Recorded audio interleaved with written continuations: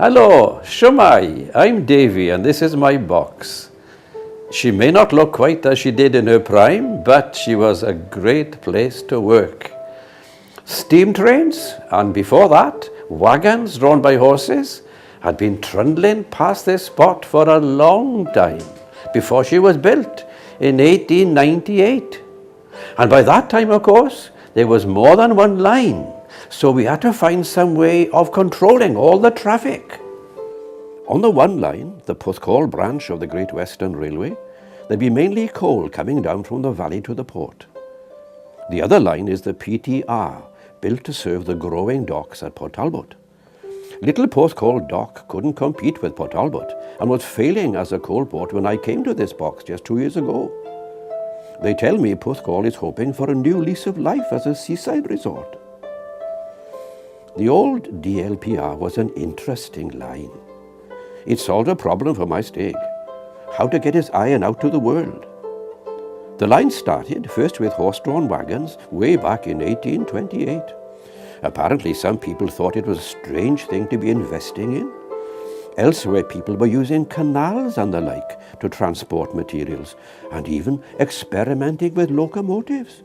Still, the old horse-drawn system was good for business in my stake and in Porthcawl, where it brought about the building of the first proper enclosed dock in the whole of South Wales. Well, the DLPR became the Llinvi Valley Railway in 1847, and in 1861 the sort of steam engines you and I would be familiar with took over from the horses. By the time I was looking for work around 1900, the railways had really taken off, and so signal boxes like this one were all over the place. It was a good place to work, lots going on, but not so much that you didn't have time to look out at your surroundings. Just across the line from here was Cefn Slip Colliery, and then a bit further over, Cefn Cwsg Iron Works. You can still see the remains of the old coke ovens nearby.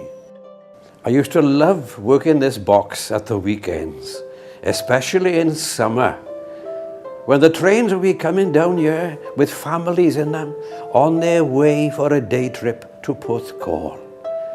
They'd be all excited in the morning, but they'd be tired coming back in the evening.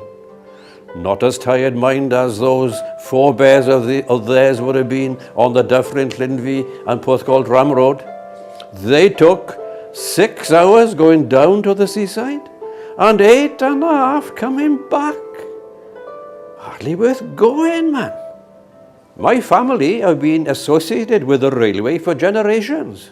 They still are, really, as members of a Cefn Gwyrdd, the organisation which has restored my box. If you explore the line further, you may well meet some of them.